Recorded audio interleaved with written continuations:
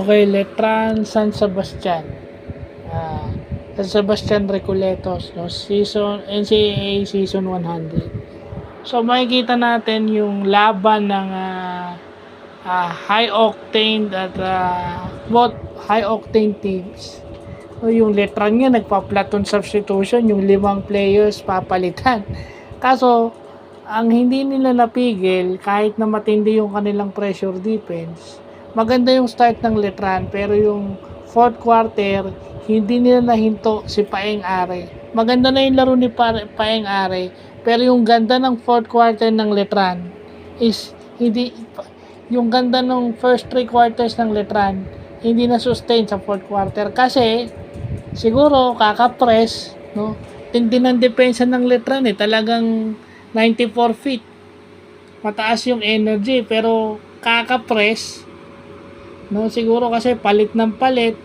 Siguro medyo medyo bumaba yung intensity. Siguro kahit na nagpapalit ka ng tao, platoon substitution o mabilis ka magpalit ng tao, syempre bumababa yung intensity mo dahil kahit papano napapagod yung player. And si Paeng Are scoring 30 points, yun na nagpanalo with Escobedo.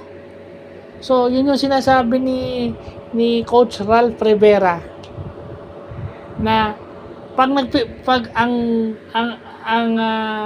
team, ang kalaban mo laging nagpo-full court press. Ang intensity ang instinct ng mga point guards o ng mga gwardya, point guards and shooting guards, aatakihin nila yung pressure. It is, kahit sa high school pa lang, pag nagpe-press yung kalaban, si Serviola, di ba, mahilig siya sa press. Nagpapapress si Serviola, pero si Serviola, pag nag-press yung kalaban niya, nagtuturo rin si Serviola, attack the pressure. Ina-attack yung pressure, yun yung ginawa nung Are, inatake niya yung pressure tsaka yung Escobedo. No, I can remember L.A. Tenorio in Ateneo attacking the very well-known LaSalle press. Si Tenorio lang yung may tapang na atakihin yung press na yun. No? Si L.A. Tenorio, inaatake niya yung pressure na yun. Yun yung nangyari pag nagpe-press ka. Kahit sabihin mo na nasa kondisyon yung LaSalle back in the day na nagpe-press. Pero when LA attacked the press, ay nako, iba. So, ganun yung nangyari, no?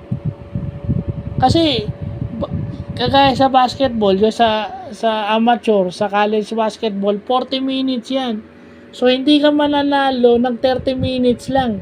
Lalo na kung ang ipinamigay mo is sa isang quarter is 27 points. Tapos ang in-score mo lang 9 points. So, ibig sabihin, hindi ka na nakadepensa ng maayos, hindi ka pa makascore. So, bakit bumaba yung laro mo? It's the pagod.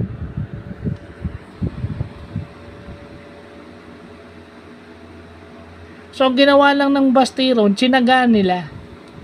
No? Kumbaga, come from behind, tsinagaan nila hanggang sa makalamang sila. No? Yung guard play, guard play ng Baste ang makikitang evident dito. So, yun lang po.